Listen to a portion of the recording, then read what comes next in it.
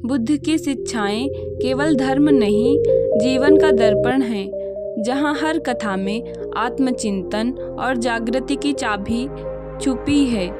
बुद्ध और अंधा ब्राह्मण की ऐसी ही एक मार्मिक कहानी है जो हमें बाहरी अंधकार से ज़्यादा भीतर के अज्ञान को पहचानने की प्रेरणा देती है।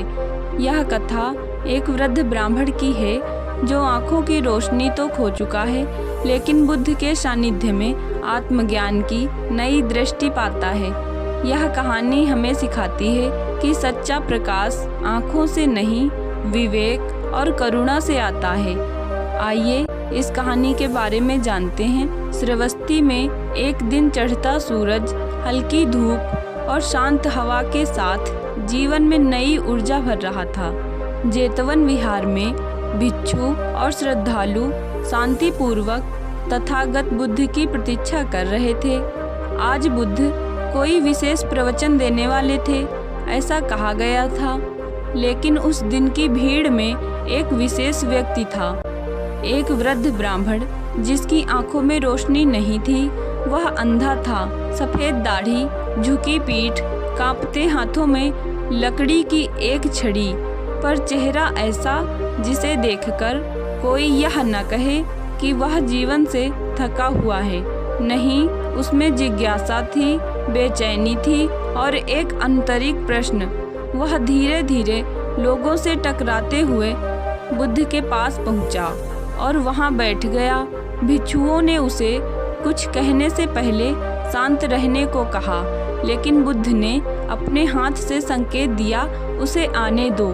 बुद्ध के सामने बैठकर ब्राह्मण ने अपने थरथराते स्वर में कहा, हे गौतम, मैं जन्म से अंधा नहीं था।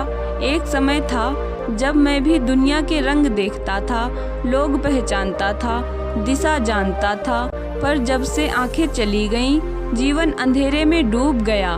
मैं विद्वान था, वेदों का ज्ञाता, यज्ञों का आयोजक, लेकिन अब लोग मेरी बात भी नहीं सुनते। मुझे लगता है भगवान ने मुझसे सब छीन लिया। मुझे बताइए, ये अंधकार क्यों, ये अन्याय क्यों? बुद्ध कुछ क्षणों तक मौन रहे। उनके चेहरे पर करुणा की रेखाएं उभरी। फिर उन्होंने अपने शांत स्वर में उत्तर दिया, ब्राह्मण, तुम्हारी आंखें बंद हैं। यह दुख है, लेकिन उससे भी बड़ा अंधकार वो है जो भीतर होता है। ब्राह्मण चौंका, भीतर का अंधकार? क्या तुम मेरी आत्मा की बात कर रहे हो? बुद्ध ने धीरे से सिर हिलाया। हाँ, उस अंधकार की जो द्वेष, अभिमान, लोभ और मोह से भरा होता है। क्या तुमने कभी स्वयं से यह पूछा कि तुमने अपनी आँखों का उपयोग किसके लिए किया था? ब्राह्मण ने सोचा। लंबे समय तक वह यज्ञ करता रहा, दान स्वीकार करता रहा और स्वयं को दूसरों से श्रेष्ठ मानता रहा। उसने कभी दूसरों की पीड़ा को नहीं देखा था, केवल अपने कर्म कांड में ही लीन रहा।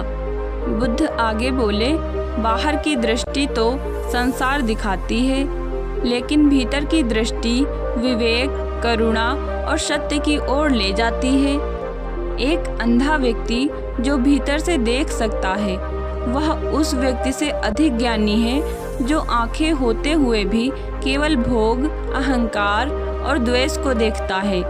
ब्राह्मण की आंखों से आंसू बहने लगे।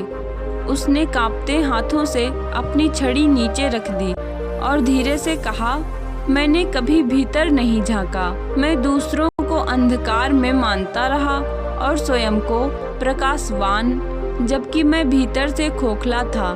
बुद्ध मुस्कुराए। देखो ब्राह्मण, जीवन में जब हमें एक इंद्रिय का अभाव होता है, तब दूसरी इंद्रियां तेज हो जाती हैं। यदि तुम आँखों से नहीं देख सकते, तो अब हृदय से देखो, ध्यान से सुनो, भीतर झांको, सत्य वहीं मिलेगा। जिस दिन तुम अपनी पीड़ा को नहीं, दूसरों की पीड़ा को देख पाओगे, उसी दिन तुम्हारा पूर्व जन्म होगा। प्रकाश आँखों से नहीं, समझ से आता है।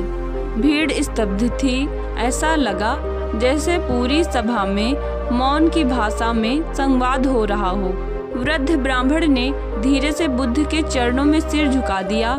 हे गौतम, क्या मैं अब भी ज्ञान की खोज कर सकता हूँ?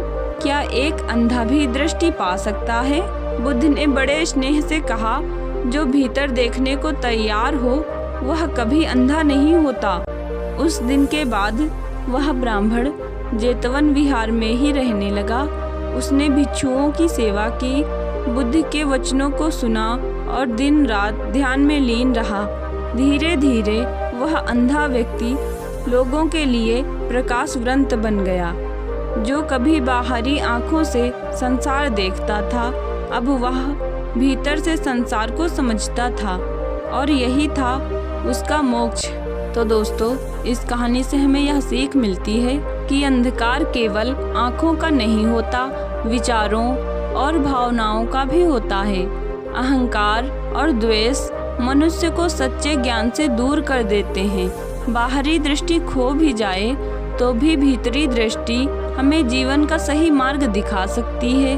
करुणा, विवेक और आत्मचिंतन यही सच्ची दृष्टि है। तो दोस्तों, आपको महात्मा गौतम बुद्ध की यह कहानी पसंद आई हो तो वीडियो को लाइक करें, चैनल को सब्सक्राइब करें और मिलते हैं नेक्स्ट वीडियो में। जय हिंद, जय भारत।